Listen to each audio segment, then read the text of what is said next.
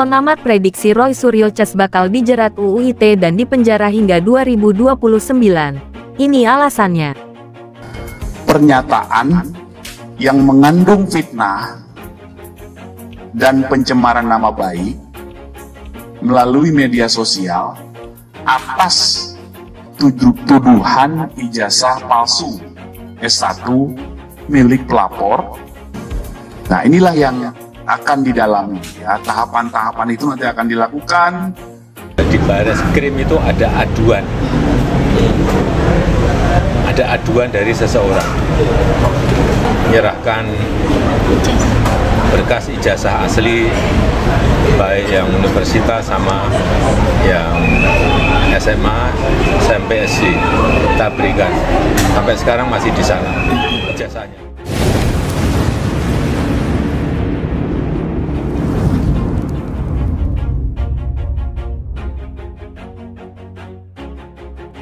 Pengamat kebijakan publik Gigin Praginanto memprediksi Roy Suryo akan ditangkap, namun bukan karena tudingan ijazah palsu.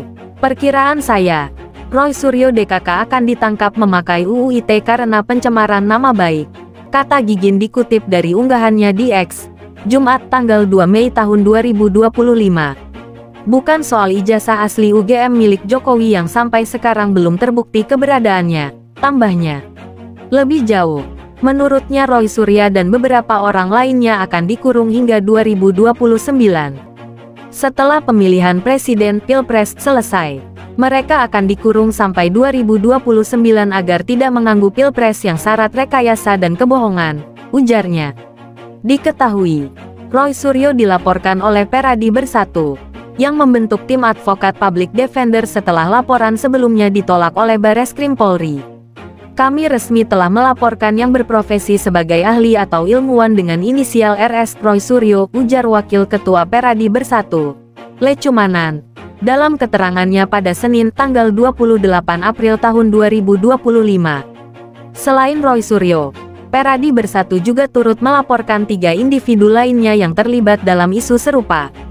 Mereka adalah ahli digital forensik Rismon Sianipar, Wakil Ketua Tim Pembela Ulama dan aktivis TPUA, Rizal Fadilah, dan Dr. Tifauzia Tiasuma. Laporan mereka terdaftar dengan nomor LPB 1387-4-2025 SPKTPOLRES Metro Jakarta SELATANPOLDA Metro Jaya yang tercatat pada tanggal 26 April tahun 2025. Sebelumnya, Peradi Bersatu telah melaporkan Roy Suryo dan rekan-rekannya ke Bareskrim Polri terkait isu yang sama. Namun, penyidik menyarankan mereka untuk melaporkan ke Polda Metro Jaya karena kasus ini diduga terjadi di wilayah tersebut, Fajar. Sementara itu, Wakil Ketua Tim Pembela Ulama dan aktivis TPUA, Rizal Fadilah juga absen dari pemeriksaan. Roy Suryo lantas menjelaskan terkait pemeriksaan yang dijalaninya. Dia mengaku dicecar 24 pertanyaan oleh pihak Polda Metro Jaya. Nah, jadi, klarifikasi saya tadi, alhamdulillah berjalan cukup lancar. Nah, saya sendiri tadi, ya, sudah sampai pertanyaan ke-24. Ya, gitu, kata Roy Suryo kepada wartawan di Mapolda Metro Jaya. Ia menyebut ke-24 pertanyaan lebih banyak mengacu pada identitas. Sudah sampai ke pertanyaan-pertanyaan yang lebih banyak soal identitas tadi, imbuh Roy Suryo. Roy Suryo mengatakan menerima undangan klarifikasi pada tanggal 26 Maret tahun 2025. Dia mengatakan hanya menjawab apa yang menjadi materi penyidikan. Jadi, ketika ada pertanyaan lain, ya, saya keberatan untuk jawab. Itu hak loh ya, hak warga negara. Sesuai dengan Undang-Undang Dasar 1945, itu hak untuk kita menyampaikan apakah undangan atau pertanyaan itu sesuai enggak, jelasnya. Kemudian, Roy Suryo membeberkan bahwa tidak ada terlapor dalam undangan klarifikasi tersebut. Ia mengaku bertanya-tanya terkait itu, padahal kan sudah disebut, di mana-mana sudah ember. Tuh, ya, lawyernya mengatakan terlapornya adalah ini.